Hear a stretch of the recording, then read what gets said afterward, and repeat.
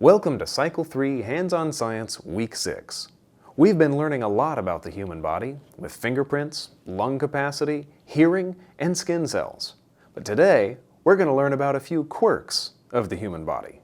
Get 3 pencils and tape 2 of them so their points are even with each other. Get a helper and a blindfold.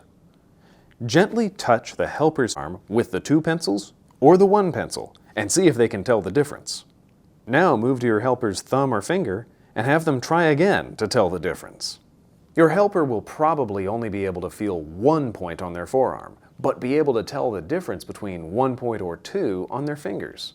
That's because finger skin contains many more nerve endings per square inch, so that our fingers can give us more accurate information about the world around us.